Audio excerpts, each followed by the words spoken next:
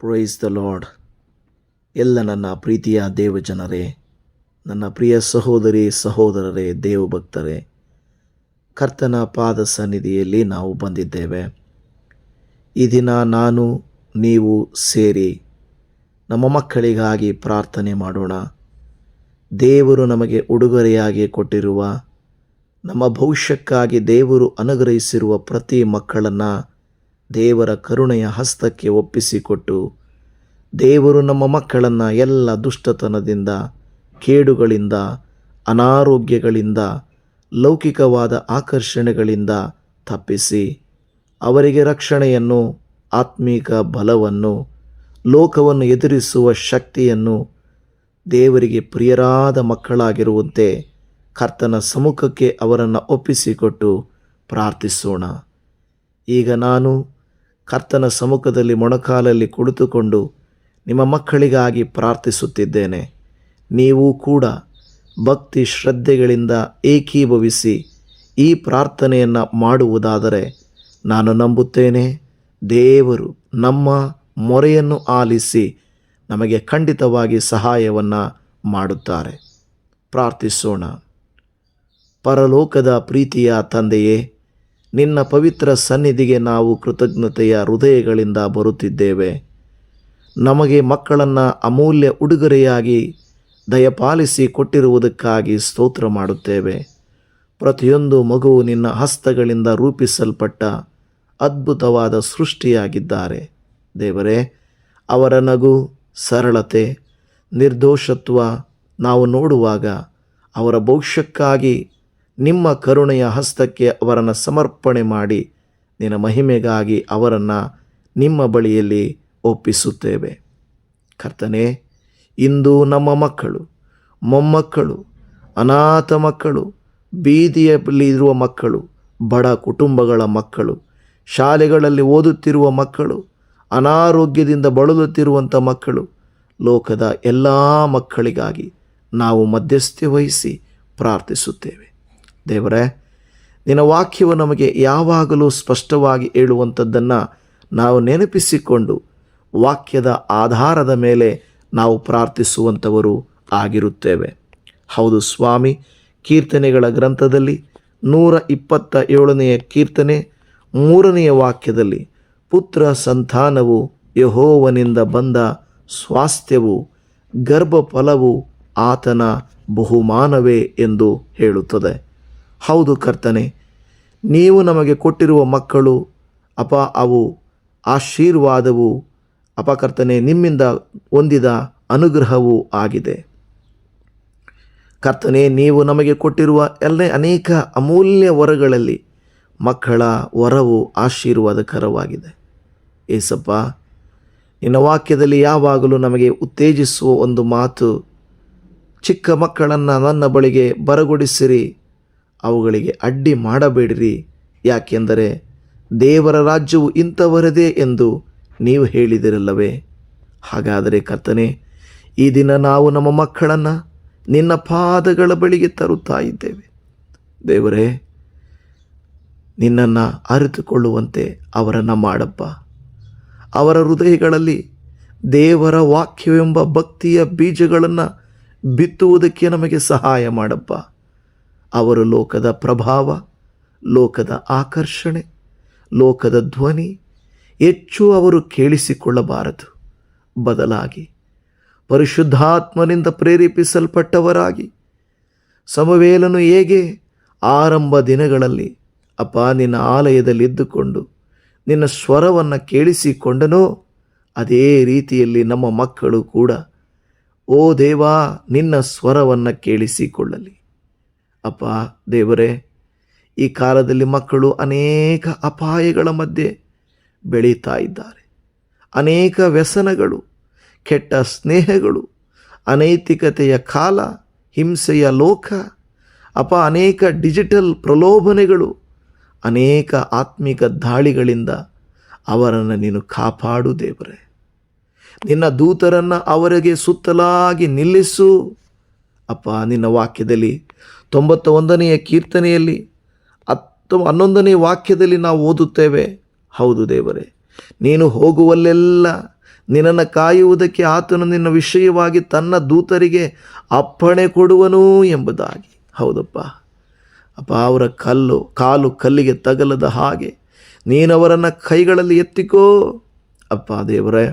ಅವರು ಶಾಲೆಗೆ ಹೋಗುವಾಗ, ಕಾಲೇಜುಗಳಿಗೆ ಹೋಗುವಾಗ, ಪ್ರಯಾಣಗಳನ್ನು ಮಾಡುವಾಗ, ಕೆಲಸಗಳಿಗೆ ಹೋಗುವಾಗ, ಮನೆಯಲ್ಲಿರುವಾಗ, ಆಟವಾಡುವಾಗ, ನಿದ್ದೆ ಮಾಡುವಾಗ ಅವರ ಜೀವನದ ಮೇಲೆ ಯೇಸುವೇ ನಿನ್ನ ರಕ್ತದ ರಕ್ಷಣೆಯನ್ನು ಘೋಷಿಸುತ್ತೇವೆ ದೇವರೇ. ಅವರ ಜ್ಞಾನಕ್ಕಾಗಿ, ವಿದ್ಯಾಭ್ಯಾಸಕ್ಕಾಗಿ ಪ್ರಾರ್ಥಿಸುತ್ತೇವೆ ಅಪ್ಪ. ನಮ್ಮ ಮಕ್ಕಳಿಗೆ ಜ್ಞಾನವನ್ನು ದಯಪಾಲಿಸಿಕೊಡು, ಕಲಿಯುವ ಆಸಕ್ತಿಯನ್ನು ಕೊಡು, ಉತ್ತಮವಾದಂಥ ನೆನಪಿನ ಶಕ್ತಿಯನ್ನು ಅನುಗ್ರಹಿಸಿಕೊಡು, ಏಕಾಗ್ರತೆ ಕೊಡಪ್ಪ. ಗುರುಗಳು ಕಲಿಸುವ ಪಾಠಗಳನ್ನು ಶ್ರದ್ಧೆಯಿಂದ ಕೇಳುವಂಥವರಾಗಿರಲಿ. ಶಾಲಾ ಕಾಲೇಜುಗಳಲ್ಲಿ ಕಲಿಯುವ ಪಾಠಗಳು ಆಶೀರ್ವಾದಕರವಾಗಿರಲಿ ಅಪ್ಪ ಎಂದು ಕೂಗಿ ಅವರು ಕೇಳುವಾಗ ನೀವು ಅವರಿಗೆ ದೇವರೇ ಜ್ಞಾನವನ್ನು ಕೊಡುವಂಥ ದೇವರಾಗಿದ್ದೀರಾ. ನಿಮಗೆ ಸ್ತೋತ್ರ. ಜ್ಞಾನೋಕ್ತಿಗಳ ಗ್ರಂಥ 9ನೇ ಅಧ್ಯಾಯ 10ನೇ ವಾಕ್ಯವನ್ನು ನಾವು ನೋಡುತ್ತೇವೆ. ಯೆಹೋವನ ಭಯವೇ ಜ್ಞಾನಕ್ಕೆ ಮೂಲವು, ಪರಿಶುದ್ಧನ ತಿಳುವಳಿಕೆಯೇ ವಿವೇಕವು. ಅಪ್ಪ, ನೀವು ನಮ್ಮ ಮಕ್ಕಳಿಗೆ ಜ್ಞಾನವನ್ನು, ವಿವೇಕವನ್ನು ಅನುಗ್ರಹಿಸಿ ಕೊಡಿರಿ ಎಂಬುದಾಗಿ ಪ್ರಾರ್ಥಿಸುತ್ತೇವೆ. ಅವರು ಪರೀಕ್ಷೆಗಳಲ್ಲಿ ಮಾತ್ರ ಯಶಸ್ವಿಯಾಗದೆ ಜೀವನದಲ್ಲಿಯೂ ಯಶಸ್ವಿಯಾಗಿ ಜ್ಞಾನಿಗಳಾಗಲಿ. ಸೊಲೊಮೋನನಿಗೆ ಕೊಟ್ಟ ಜ್ಞಾನವನ್ನು ನಮ್ಮ ಮಕ್ಕಳಿಗೂ ಕೊಡು. ದಾನಿಯೇಲನಿಗೆ ಕೊಟ್ಟಂಥ ಗ್ರಹಿಕೆಯನ್ನು ನಮ್ಮ ಮಕ್ಕಳಿಗೂ ಕೊಡು. ಯೋಸೇಫನಿಗೆ ಕೊಟ್ಟ ವಿವೇಕವನ್ನು ನಮ್ಮ ಮಕ್ಕಳಿಗೆ ಕೊಡು ಎಂದು ಪ್ರಾರ್ಥಿಸ್ತಾ ಇದ್ದೇವೆ ಅಪ್ಪ. ನಿಮ್ಮ ಉದ್ದೇಶ ಏನಾಗಿದೆಯೋ ಅದು ನಮ್ಮ ಮಕ್ಕಳ ಜೀವಿತದಲ್ಲಿ ನೆರವೇರಬೇಕು. ಹೌದು ಕರ್ತನೆ, ನೀವು ಯೆರೆಮೀಯನ ಗ್ರಂಥದಲ್ಲಿ 1ನೇ ಅಧ್ಯಾಯದ 5ನೇ ವಾಕ್ಯದಲ್ಲಿ ಹೇಳಿಸಿದ ಹಾಗೆ ಕರ್ತನೆ, ನಾನು ನಿನ್ನನ್ನು ಗರ್ಭದಲ್ಲಿ ರೂಪಿಸುವುದಕ್ಕಿಂತ ಮುಂಚೆ ನಿನ್ನನ್ನು ತಿಳಿದಿದ್ದೆನು. ನೀನು ಉದರದಿಂದ ಬರುವುದಕ್ಕೆ ಮೊದಲೇ ನಿನ್ನನ್ನು ಪ್ರತಿಷ್ಠಿಸಿದೆನು. ಜನಾಂಗಗಳಿಗೆ ಪ್ರವಾದಿಯನ್ನಾಗಿ ನಿನ್ನನ್ನು ನೇಮಿಸಿದ್ದೇನೆ ಎಂದು ಹೇಳಿದಿರಿ. ಹೌದು ಕರ್ತನೆ ಅಪ್ಪ, ನೀನು ನಮ್ಮನ್ನು, ನಮ್ಮ ಮಕ್ಕಳನ್ನು ದೇವರೇ ಆರಿಸಿಕೊಂಡಿದ್ದೀರಿ. ಗರ್ಭದಿಂದಲೇ ಆರಿಸಿಕೊಂಡಿದ್ದೀರಿ. ಮಕ್ಕಳಾಗಲಿ, ಮೊಮ್ಮಕ್ಕಳಾಗಲಿ, ಈಗ ಹೇಳಿದ ಹಾಗೆ ಬಡ ಮಕ್ಕಳಾಗಲಿ, ಬೀದಿಯಲ್ಲಿರೋ ಮಕ್ಕಳಾಗಲಿ, ಲೋಕದಲ್ಲಿರುವ ಯಾವ ಮಕ್ಕಳೇ ಆಗಲಿ ಅಪ್ಪ, ಕೆಟ್ಟದ್ದಕ್ಕೆ ಆಕರ್ಷಿತರಾಗದೆ ನಿನ್ನನ್ನು ಅನುಸರಿಸಿ ನಡೆಯುವುದಕ್ಕೆ ಕೃಪೆ ತೋರಿಸಪ್ಪ. ದೇವರೇ, ನೀನು ಕೈಚಾಚಿ ಮಕ್ಕಳನ್ನು ಮುಟ್ಟು ದೇವರೇ. ಅವರ ಬಾಯಲ್ಲಿ ನಿನ್ನ ಮಾತುಗಳನ್ನು ಹಿಡಪ್ಪ. ಕೆಟ್ಟವುಗಳನ್ನು ಕಿತ್ತು ಹಾಕು. ಅವರ ವಿರೋಧವಾಗಿ ಕಟ್ಟಲ್ಪಟ್ಟಂಥ ಗೋಡೆಗಳನ್ನು ಕೆಡವಿಬಿಡು, ನಾಶಪಡಿಸಿಬಿಡು ಅಪ್ಪ. ಶತ್ರುಗಳ ಸೈತಾನನ ಕಾರ್ಯಗಳನ್ನು ಹಾಳು ಮಾಡಿಬಿಡು. ಅವರ ಜೀವಿತಗಳನ್ನು ನೆಡು, ಕಟ್ಟು, ಆಶೀರ್ವದಿಸು ಎಂದು ಬೇಡಿಕೊಳ್ಳುತ್ತಾ ಇದ್ದೇನೆ ಅಪ್ಪ. ನಾವೆಲ್ಲರೂ ಸೇರಿ ನಮ್ಮ ಮಕ್ಕಳಿಗಾಗಿ, ಪ್ರತಿ ಮಗುವಿನ ಜೀವನಕ್ಕೂ ನಿಮ್ಮ ಉದ್ದೇಶ ಬೇಕಪ್ಪ. ಅವರು ಕೇವಲ ಉದ್ಯೋಗಕ್ಕಾಗಿ ಬದುಕಬಾರದು. ನಿನ್ನ ಯೋಜನೆಗಾಗಿ, ನಿನ್ನ ಚಿತ್ತಕ್ಕಾಗಿ, ನಿನ್ನ ಉದ್ದೇಶಕ್ಕಾಗಿ ದೇವರೇ, ನಿನ್ನ ವಾಕ್ಯ ಹೇಳುತ್ತದೆ, ನೀವು ಕೆಲವರನ್ನು ಸುವಾರ್ತಿಕರನ್ನಾಗಿ, ದೇವರೇ ಬೋಧಕರನ್ನಾಗಿ, ಮಿಷನರಿಗಳನ್ನಾಗಿ, ದೇವರೇ ಪಾದ್ರಿಗಳನ್ನಾಗಿ ನೀವು ಆಯ್ಕೆ ಮಾಡಿಕೊಳ್ಳುವ ದೇವರು. ಸಮಾಜದ ನಾಯಕರುಗಳನ್ನಾಗಿ ಮಾಡಿರಿ. ಅನೇಕ ಬಡವರು, ಬಲ್ಲಿದರು, ನೋವಿನಲ್ಲಿರುವವರು, ಕಷ್ಟದಲ್ಲಿರುವವರು, ರೋಗದಲ್ಲಿರುವಂಥವರನ್ನು ಆಧರಿಸುವಂಥ ಮನಸ್ಸನ್ನು ಮಕ್ಕಳಿಗೆ ಅನುಗ್ರಹಿಸಿ ಕೊಡಪ್ಪ. ಕಷ್ಟದಲ್ಲಿರುವವರನ್ನು ನೋಡಿ ಕೃಪೆ ತೋರಿಸುವ, ಕನಿಕರೆ ತೋರಿಸುವಂಥ ಮನಸ್ಸನ್ನು ಮಕ್ಕಳಿಗೆ ಕೊಡು. ಹಿರಿಯರನ್ನು ಗೌರವಿಸುವ, ವೃದ್ಧರನ್ನು ಪ್ರೀತಿಸುವ, ಸೇವೆ ಮಾಡುವಂಥ ಮನಸ್ಸನ್ನು ನಮ್ಮ ಮಕ್ಕಳಿಗೆ ಕೊಡಪ್ಪ. ತಂದೆ ತಾಯಿಗಳಿಗೆ ವಿರುದ್ಧವಾಗಿ ಮಾತನಾಡುವಂಥ ಗುಣಗಳನ್ನು ತೆಗೆದುಹಾಕಿರಿ. ಯಾವುದೇ ರೀತಿಯಾಗಿ ಲೌಕಿಕವಾದ ಮಕ್ಕಳಂತೆ ನಮ್ಮ ಮಕ್ಕಳು ಇರಬಾರದು. ನಮ್ಮ ಮಕ್ಕಳು ಆಶೀರ್ವದಿಸಲ್ಪಡಬೇಕು.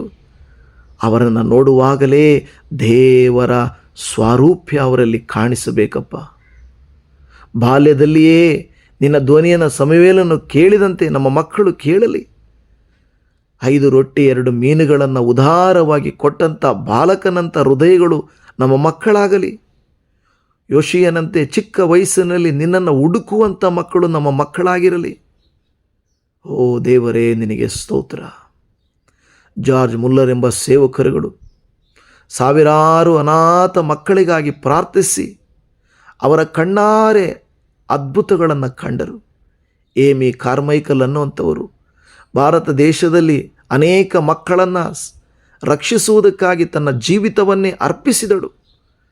ಹಡ್ಸನ್ ಟೈಲರ್ ಎಂಬ ವ್ಯಕ್ತಿಯು ಮುಂದಿನ ಪೀಳಿಗೆಯು ಕ್ರಿಸ್ತನನ್ನು ಅರಿಯಬೇಕೆಂದು ಭಾರದಿಂದ ಪ್ರಾರ್ಥಿಸಿದರು. ಇವತ್ತು ಕೂಡ ಅದೇ ಹೃದಯವನ್ನು ನಮಗೂ ಕೊಡು ಕರ್ತನೆ. ಯೇಸುವೆ, ನಮ್ಮ ಮಕ್ಕಳು ಕೇವಲ ದೈಹಿಕವಾಗಿ ಬೆಳೆಯಬಾರದಪ್ಪ. ಅವರು ಶರೀರ, ಆತ್ಮ, ಪ್ರಾಣಗಳು ನಿನಗೆ ಸಮರ್ಪಿತವಾಗಲೇ ಎಂದು ಬೇಡಿಕೊಳ್ಳುತ್ತಾ ಇದ್ದೇವೆ. ಹೌದು ಕರ್ತನೆ, ನೀವು ಆಶೀರ್ವದಿಸುವ ದೇವರು, ಕರುಣಿಸುವ ದೇವರು. ಅದಕ್ಕಾಗಿ ನಿನಗೆ ಸ್ತೋತ್ರ. ಜ್ಞಾನೋಕ್ತಿಗಳ ಗ್ರಂಥದಲ್ಲಿ 22ನೇ ಅಧ್ಯಾಯದ 6ನೇ ವಚನದಲ್ಲಿ ನಾವು ಓದುತ್ತೇವೆ, ನಡೆಯಬೇಕಾದ ಮಾರ್ಗಕ್ಕೆ ತಕ್ಕಂತೆ ಹುಡುಗನನ್ನು ಶಿಕ್ಷಿಸು, ಮುಪ್ಪಿನಲ್ಲಿಯೂ ಓರೆಯಾಗನು ಎಂಬುದಾಗಿ. ಹೌದು ಸ್ವಾಮಿ, ಮಕ್ಕಳ ಒಳ್ಳೆಯತನಕ್ಕಾಗಿ ನಾವು ಪ್ರಾರ್ಥಿಸುತ್ತೇವೆ. ನಾವು ಕೂಡ ಮಕ್ಕಳ ಮುಂದೆ ಯಾವುದನ್ನು ಬಿತ್ತುತ್ತೇವೋ ಅವರು ಕಲಿಯುತ್ತಾರೆ. ನೀವು ದಯಮಾಡಿ ದಯಾದೃಷ್ಟಿಯನ್ನು, ಆಶೀರ್ವಾದವನ್ನು ಮಕ್ಕಳಿಗೆ ಕೊಡಿರಿ. ಹೃದಯ ಶುದ್ಧಿಯನ್ನು ಕೊಡಿರಿ. ಅವರ ತಲೆಯಿಂದ ಪಾದದವರೆಗೂ ಯೇಸುವಿನ ನಾಮದಲ್ಲಿ ಸಮರ್ಪಣೆ ಮಾಡುತ್ತಾ ಬೇಡುತ್ತೇವೆ. ಅವರ ತಲೆಯಲ್ಲಿ ಕೆಟ್ಟ ಆಲೋಚನೆಗಳು ಓ ಯೇಸುವೇ ಹೊರ ಹೋಗಬಾರದಪ್ಪ. ನನ್ನ ಪ್ರಿಯ ಸಹೋದರಿ, ಸಹೋದರ, ನಿಮ್ಮ ಮಕ್ಕಳ ಶರೀರ, ದೇಹ ಭಾಗವನ್ನೆಲ್ಲ ಈಗ ಒಪ್ಪಿಸಿ ಪ್ರಾರ್ಥಿಸೋಣ. ತಲೆಯಿಂದ ಪ್ರಾರ್ಥಿಸೋಣ. ಓ ದೇವ, ನನ್ನ ಮಗುವಿಗಾಗಿ ಪ್ರಾರ್ಥಿಸ್ತೇನೆ, ಮೊಮ್ಮಗುವಿಗಾಗಿ ಪ್ರಾರ್ಥಿಸ್ತೇನೆ, ನನ್ನ ಮಕ್ಕಳಿಗಾಗಿ ಪ್ರಾರ್ಥಿಸ್ತೇನೆ. ಓ ಯೇಸುವೇ, ಅವರ ತಲೆಯಲ್ಲಿ ಯಾವ ಕೆಟ್ಟ ಆಲೋಚನೆಯೂ ಉಳಿಯಬಾರದು. ದುಷ್ಟ ಸೈತಾನನ, ಮನುಷ್ಯರ, ಲೋಕದ ಕಾರ್ಯಗಳು, ಕೆಟ್ಟ ಮಾತುಗಳು, ಕೋಪ ತರಿಸುವಂಥವುಗಳು, ಭಯ ತರಿಸುವಂಥವುಗಳು, ನಷ್ಟ ತರಿಸುವಂಥವುಗಳು, ಮೋಸ ಮಾಡುವಂಥವುಗಳು, ಯಾವ ಆಲೋಚನೆಗಳು ಅವರ ಹೃದಯದಲ್ಲಾಗಲಿ ಕರ್ತನೆ, ಅವರ ತಲೆಯಲ್ಲಿ ಯೋಚನೆಯಾಗಲಿ ಬರಬಾರದು ಸ್ವಾಮಿ. ಓ ಸ್ತೋತ್ರ ಕರ್ತನೆ. ಹಾಗೆ ಅವರ ಕಣ್ಣು ಯಾವ ಕೆಟ್ಟದ್ದನ್ನು ನೋಡದಿರಲಿ. ಹೇಗೆ ಭಕ್ತರು ಕಣ್ಣುಗಳೊಟ್ಟಿಗೆ ನಿಬಂಧನೆ ಮಾಡಿಕೊಂಡು ನಾನು ಕೆಟ್ಟದ್ದನ್ನು ನೋಡುವುದಿಲ್ಲ ಎಂದು ನಿಬಂಧನೆ ಮಾಡಿಕೊಂಡರು, ಆ ರೀತಿಯಾಗಿ ಅವರ ಕಣ್ಣುಗಳಿಗಾಗಿ ಪ್ರಾರ್ಥಿಸ್ತೇವೆ. ಒಳ್ಳೆ ದೃಷ್ಟಿ ಕಾಣಿಸಲಿ. ಒಳ್ಳೆ ದೇವರೇ ದೃಷ್ಟಿ ಕಾಣಿಸಿ ದೂರದೃಷ್ಟಿ ಉಳ್ಳವರಾಗಿರಲಿ. ಹಾಗೆಯೇ ಕರ್ತನೆ ದೇವರೇ, ಯೇಸುವಿನ ನಾಮದಲ್ಲಿ ಮಕ್ಕಳ ಬಾಯಿಗಾಗಿ ಪ್ರಾರ್ಥಿಸ್ತೇವೆ. ಕೆಟ್ಟದ್ದನ್ನು ಮಾತಾಡದಿರಲಿ. ಅವರ ನಾಲಿಗೆಯನ್ನು ಮುಟ್ಟು ಬೆಂಕಿಯಿಂದ ಸ್ಪರ್ಶಿಸಿ ದೇವರೇ ರೂಪಾಂತರ ಪಡಿಸಿದ ಹಾಗೆ ನೀವು ಕರ್ತನೆ ಮಕ್ಕಳ ನಾಲಿಗೆಯನ್ನು, ಮಾತುಗಳನ್ನು, ಅವರ ಮಾತುಗಳು ಬೇರೊಬ್ಬರ ಜೀವಿತವನ್ನು ಕಟ್ಟಬೇಕೇ ಹೊರತು ಬೇರೊಬ್ಬರ ಜೀವಿತವನ್ನು ಮುರಿಯಬಾರದು ದೇವರೇ. ಅವರ ಮಾತುಗಳು ಮೃದುವಾಗಿಯೂ, ನಮ್ಮ ಮಕ್ಕಳು ಮೊಮ್ಮಕ್ಕಳ ಮಾತುಗಳು ದೇವರೇ ಸಿಹಿಯಾಗಿಯೂ ಆಶೀರ್ವಾದಕರವಾಗಿಯೂ ಇರಬೇಕೆಂದು ಬೇಡಿಕೊಳ್ಳುತ್ತಾ ಇದ್ದೇವೆ.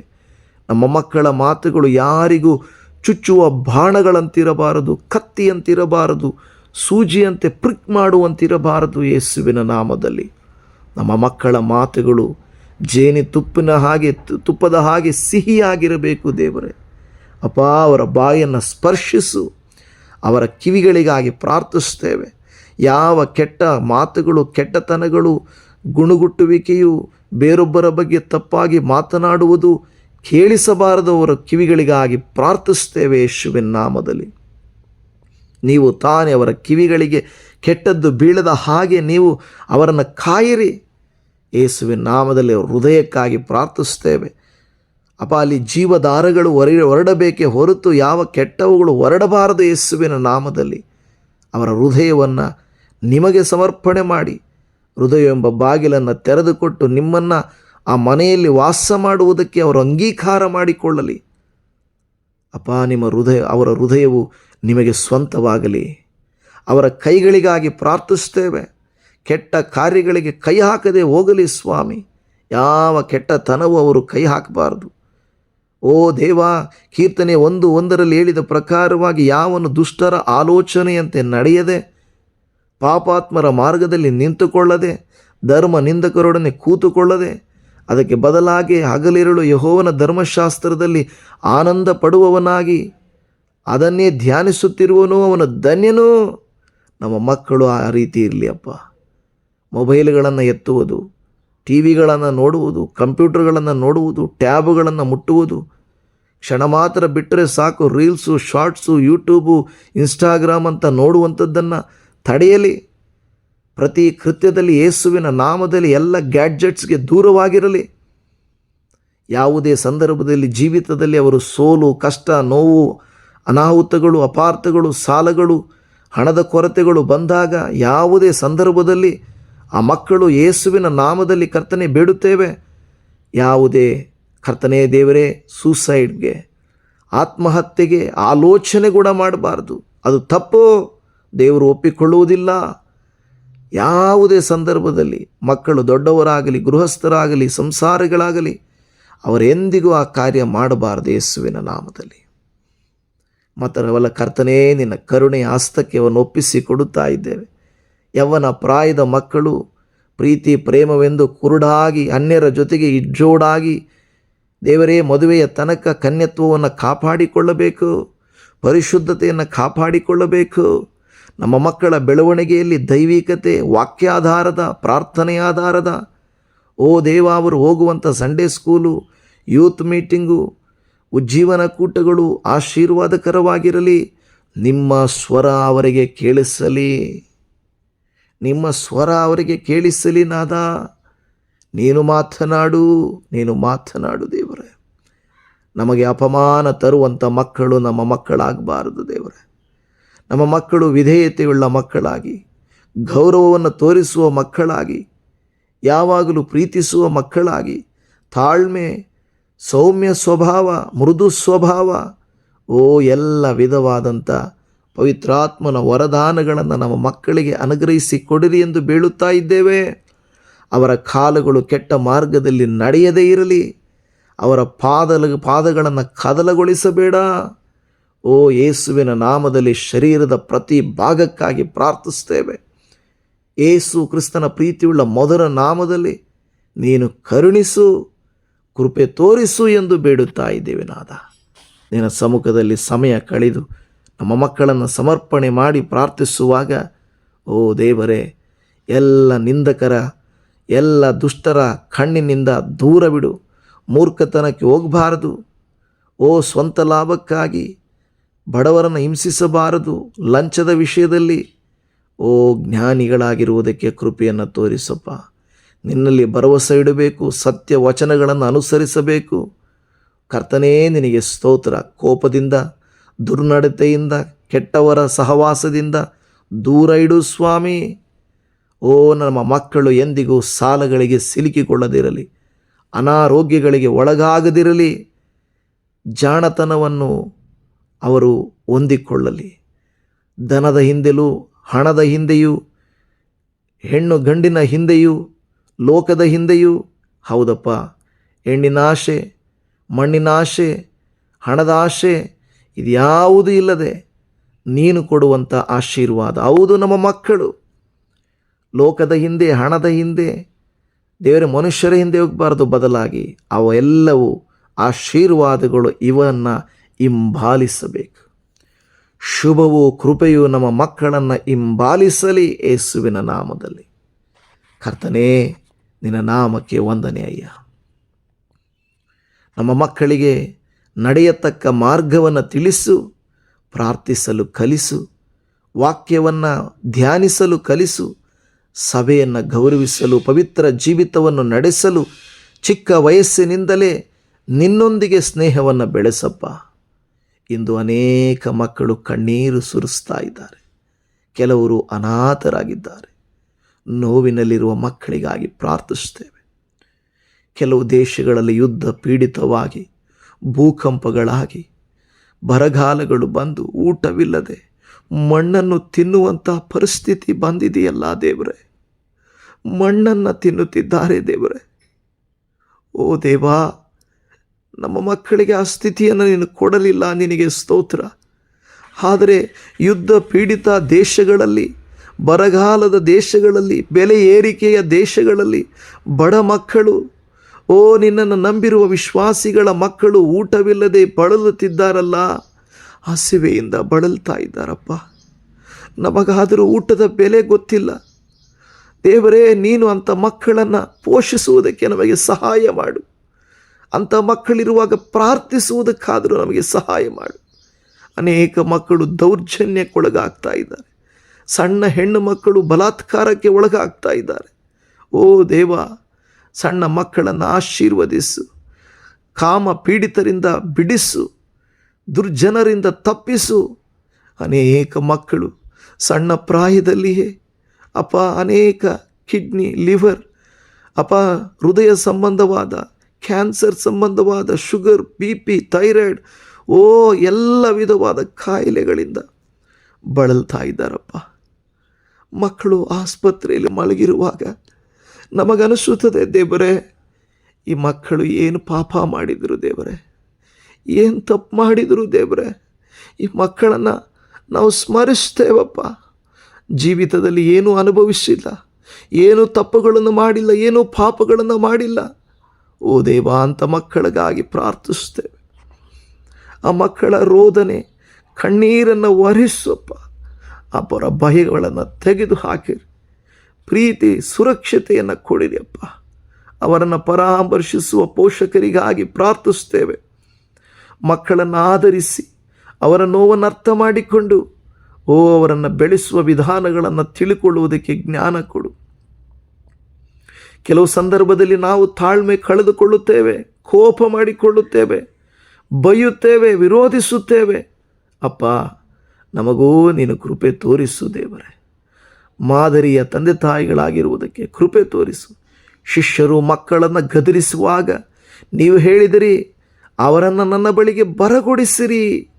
ಓ ಸ್ತೋತ್ರ. ಹೌದಪ್ಪ, ಅನೇಕರು ಈ ದಿನಗಳಲ್ಲಿ ನಾವು ನಮ್ಮ ಮಕ್ಕಳನ್ನು ವಿರೋಧಿಸ್ತೇವೆ, ಆದರೆ ಈ ದಿನ ನಾವು ಬೇಡುತ್ತೇವೆ, ಈ ಮಕ್ಕಳು ಮುಂದಿನ ದಿನಗಳಲ್ಲಿ ಸಭೆಯಲ್ಲಿ, ಸಮಾಜದಲ್ಲಿ ನಾಯಕರುಗಳಾಗಲಿ, ಮಿಷನರಿಗಳಾಗಲಿ, ಶಿಕ್ಷಕರಾಗಲಿ, ಆರಾಧಕರಾಗಲಿ, ನಾಳೆ ರಾಷ್ಟ್ರವನ್ನು ಆಳುವ ರಾಷ್ಟ್ರದ ನಾಯಕರಾಗಲಿ, ಅವರ ಭವಿಷ್ಯವನ್ನು ನಿನ್ನ ಕೈಯಲ್ಲಿ ಕೊಡುತ್ತೇವೆ. ಪ್ರತಿ ಶತ್ರುವಿನ ಯೋಜನೆಯನ್ನು ಯೇಸುವಿನ ನಾಮದಲ್ಲಿ ಲಯಪಡಿಸು ಎಂದು ಬೇಡುತ್ತಾ ಇದ್ದೇವೆ. ಕರ್ತನೇ, ಎಲ್ಲ ಮಕ್ಕಳನ್ನು ನಿನ್ನ ಕೈಯಲ್ಲಿ ಕೊಡುತ್ತಾ ಇದ್ದೀವಿ. ನಮ್ಮ ಮಕ್ಕಳು ನಿಮಗೆ ಸೇರಿದವರು, ನಮ್ಮ ಮಕ್ಕಳು ವಾಕ್ಯದಲ್ಲಿ ಬೆಳೆಯುವವರು, ನಮ್ಮ ಮಕ್ಕಳು ಜ್ಞಾನ ಕೃಪೆಯಲ್ಲಿ ವೃದ್ಧಿಯಾಗಲಿ, ಲೋಕಕ್ಕೆ ಬೆಳಕಾಗಲಿ, ಕ್ರಿಸ್ತನ ಸಾಕ್ಷಿಗಳಾಗಲಿ, ಭೂಮಿಗೆ ಉಪ್ಪಾಗಲಿ. ದೇವರೇ, ನೀನು ಮಕ್ಕಳನ್ನು ಕರೆದ ಉದ್ದೇಶವನ್ನು ನೆರವೇರಿಸು. ನಮ್ಮ ಮಕ್ಕಳನ್ನು ಬಲಿಷ್ಠವಾದ ನಿಮ್ಮ ಕೈಗಳಿಗೆ ಒಪ್ಪಿಸ್ತೇವೆ. ನಾವು ಯಾವಾಗಲೂ ಅವರೊಂದಿಗೆ ಇರಲಿಕ್ಕೆ ಸಾಧ್ಯವಿಲ್ಲಪ್ಪ. ನೀನು ಎಲ್ಲ ಅಪಾಯಗಳನ್ನು ನೋಡಲಿಕ್ಕೆ ಸಾಧ್ಯ ನಮಗೆ ಕಾಣಿಸುವುದಿಲ್ಲ. ನೀನೆಲ್ಲವನ್ನು ನೋಡುತ್ತಿ, ನೀನೆಲ್ಲವನ್ನು ಸರಿಪಡಿಸುತ್ತಿ.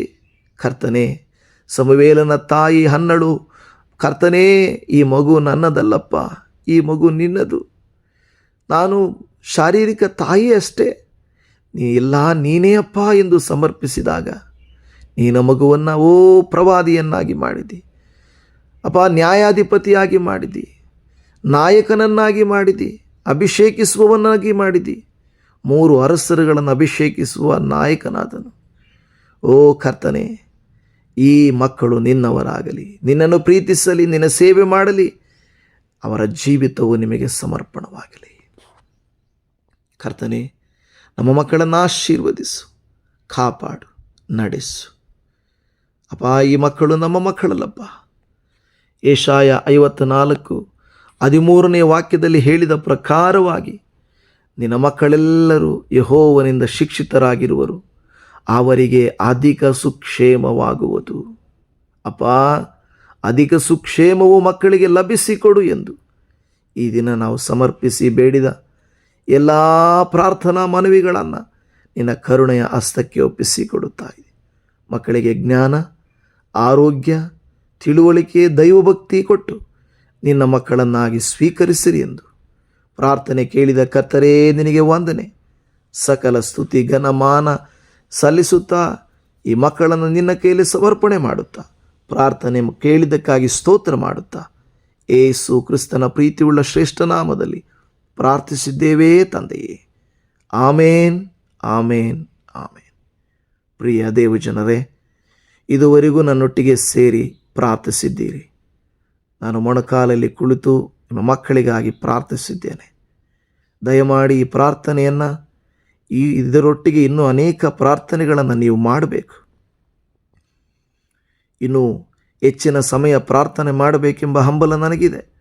ಆದರೆ ಸಮಯದ ಅಭಾವದಿಂದ ಇಲ್ಲಿಗೆ ನಿಲ್ಲಿಸ್ತಾ ಇದ್ದೇನೆ. ನಿಮಗೇನಾದರೂ ಯಾವುದಕ್ಕಾದರೂ ಪ್ರಾರ್ಥನೆ ಬೇಕಾದರೆ ದಯಮಾಡಿ ಕಮೆಂಟಲ್ಲಿ ತಿಳಿಸಿ. ಆ ವಿಷಯಕ್ಕಾಗಿ ಪ್ರಾರ್ಥಿಸಿ, ನಾನು ಕಳುಹಿಸುತ್ತೇನೆ. ಆ ಮೂಲಕ ಈ ರೀತಿ ನೀವು ನಮ್ಮ ಮಕ್ಕಳಿಗೂ ಮೊಮ್ಮಕ್ಕಳಿಗೂ ಅನೇಕ ಮಕ್ಕಳಿಗೂ ಪ್ರಾರ್ಥಿಸುವುದಕ್ಕೆ ಸಾಧ್ಯವಾಗುತ್ತದೆ. ದೇವರು ನಿಮ್ಮನ್ನು ಹೇರಳವಾಗಿ ಆಶೀರ್ವದಿಸಲಿ. ಶಲೋಮ್. Praise the Lord Jesus. God bless all the children. Amen.